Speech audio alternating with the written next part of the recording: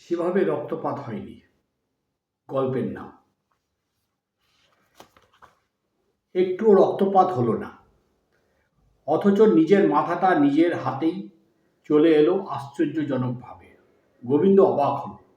তারপর নিজের হাতের তালুতে লোফালাফি করতে লাগলো। আয়নার সামনে দাঁড়িয়ে নিজের মাথাটাকে বুকের কাছে নামিয়ে অদ্ভুতভাবে দেখতে লাগলো। গোবিন্দর ঘাড়ের ওপর মাথা নেই, মুন্ডহীন ধর শটান দাঁড়িয়ে আছে আয়নার সামনে। বুকের কাছে লকেটের মতো ঝুলছে মাথা। ঝুলছে ঠিক নয়, ধরে রেখেছে দুই হাতে। কোনো যন্ত্রণা নেই, কোনো দুঃখ নেই, কোনো ক্ষোভ নেই, কোনো হতাশা নেই। লে হালুয়া, সব যেন স্বাভাবিক, ঠান্ডা ঠান্ডা, কুলকুল। শুধু মাথাটা বুকের কাছে নিজের হাতের তালুর ওপর ঘাপটি মেরে আছে। চোখ পিটপিট করছে। ফিচেল মার্কা একটা হাসি ঠোঁটে ঝুলছে। মাথার পেছন দিক, কানের পিছন দিক এই সুযোগে দেখে নেয় বারকতক। চুলের ছাট অতি উত্তম এবং আধুনিক। এমনতর কাণ্ড গোবিন্দ ছাড়া আর কেউ ভাবতেও পারছে না, বুঝতেও পারছে না।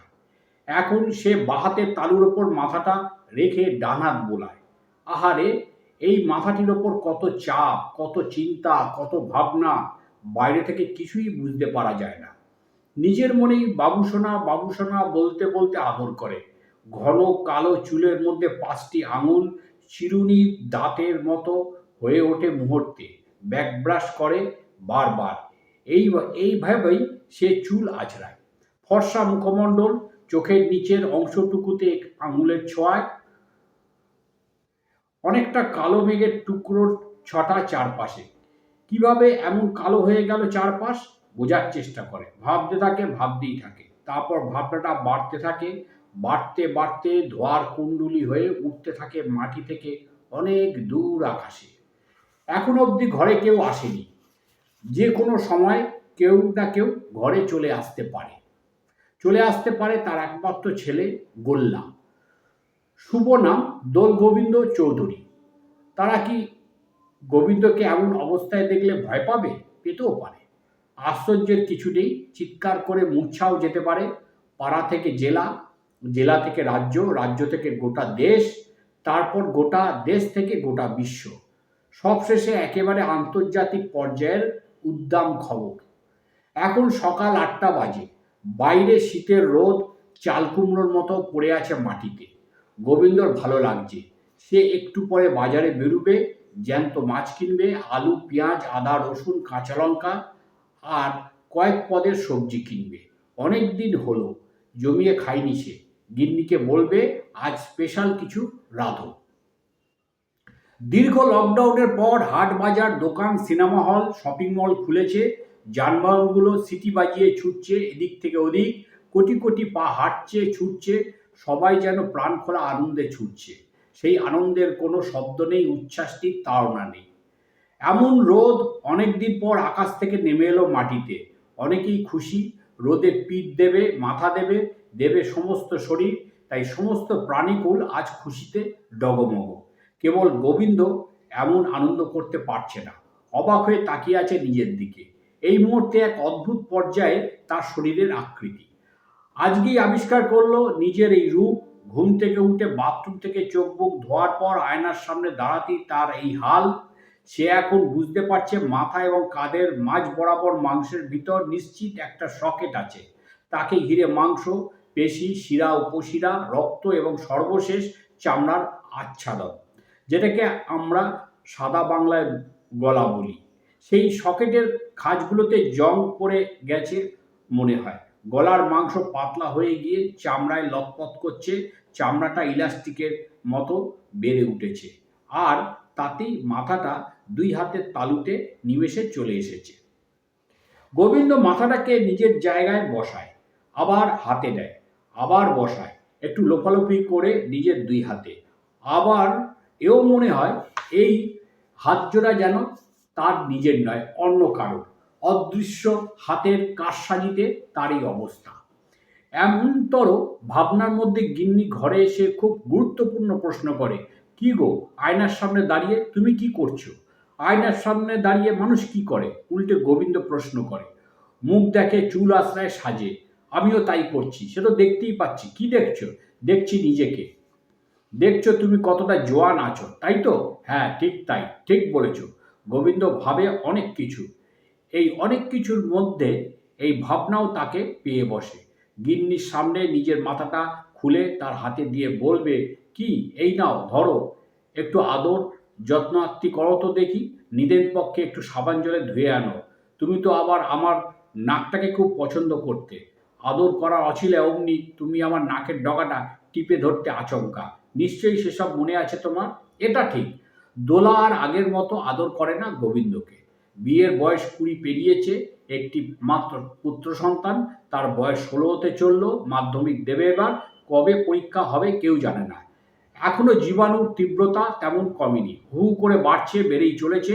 আক্রান্ত আর মৃত্যু সমানে পাল্লা দিয়ে বাড়ছে বিশ্বজুড়ে। মড়কের আবহাওয়ার মধ্যে যে রোদ আজ আকাশ থেকে নেমে এসে চাল কুমড়োর মতো পড়ে আছে মাটিতে, তাতে পুত্র অনেকের মতো হৈ হৈ করে গা ভাসিয়ে দিয়েছে। এতে কোনো দোষ নেই, নেই সন্দেহ। সে ঘরে নেই, দানা মেলে দিয়েছে আকাশে। আজকের রাত, কালকের দিন, পরশুর রাত নাও আসতে পারে বাড়িতে। কিছু বলা যাবে না, কোনো প্রশ্ন করা যাবে না। গোবিন্দ গিন্নিকে প্রশ্ন করে, মাস্ক পরে গেছে কি জানি না। এটা কোনো উত্তর হলো? হ্যাঁ হলো। কথা না শুনলে আমি কি করব? এখন তো অনেকেই মাস্ক পরছে না, সে তো আমি জানি। আমাদের মতো অতি সাবধানীরাই শুধু পড়ছে। তাছাড়া আজকালকার ছেলেমেয়েরা মোটেও কথা শোনে না, শুনতে চায় না। এখন বিশ্ববাজারে জীবাণুর চাহিদা যে বেশি, এখনকার ছেলেমেয়েরা বুঝতে চায় না, ভাবতে চায় না। বাতাসে কোটি কোটি জীবাণু ভাসছে, ভেসে বেড়াচ্ছে, প্রশ্বাসের মধ্য দিয়ে শরীরে চালান হয়ে যাচ্ছে নিমেষে, আবার নিঃশ্বাসের মাধ্যমে বের হয়ে যাচ্ছে, একে অপরের সঙ্গে আদান প্রদান হচ্ছে। নতুন নতুন জীবাণু আবিষ্কার হচ্ছে প্রতিদিন। কেউ কিচ্ছুটি বুঝতেও পারছে না, জানতেও পারছে না। ক্রমে ক্রমে এই বিশ্ব নতুন নতুন জীবাণুর কারখানা হয়ে উঠেছে। প্রতি ক্ষণে ক্ষণে গমন আর নির্গমনের মাধ্যমে ঘাতক জীবাণুর মারণ খেলা চলছে। আবিষ্কার হচ্ছে আরও প্রতিষেধক, আবারও নতুন জীবাণু জন্ম নিচ্ছে। কিছু করার নেই। পাশাপাশি সারা বিশ্ব জুড়ে কোটি কোটি টাকার আধুনিক অস্ত্র কেনাবেচার পরও যুদ্ধ থেমে থাকেনি একটুও। যুদ্ধ চলছে কোথাও না কোথাও, মহড়া চলছে, পরমাণু বোমার হুমকি চলছে, তার পরীক্ষাও চলছে। সারা বিশ্ব দেখছে, আমি দেখছি, আপনিও দেখছেন, গোবিন্দও দেখছে। 2, আজ যখন বাথরুম থেকে বেরিয়ে আয়নার সামনে এসে দাঁড়ালো গোবিন্দ, তখন নিজেকে অন্যরকম দেখতে লাগলো। গামছা দিয়ে মাথাটা মুছতে গিয়ে ধর থেকে মাথাটা চলে এলো নিজের 2 হাতে। অবাক হলো গোবিন্দ। কিভাবে হলো, কেমন করে হলো জানে না সে। ভয় পেল না, যন্ত্রণা হলো না, রক্তপাত হলো না, বরং আনন্দ হতে লাগলো ভীষণ রকম, এই ভেবে যে এখন কর্পোরেট দুনিয়ার দৌলতে সব কিছুই হতে পারে। অবাক হওয়ার কিছু নেই। অভাবনীয়কে সম্ভাব্য পর্যায়ে নিয়ে আসতে বেশি সময় লাগার কথা নয়। কবে, কখন, কি হবে, কিভাবে হবে কেউ জানে না। যা ইচ্ছা তাই করতে পারে, করাতে পারে, ভাবতে পারে, ভাবাতে পারে।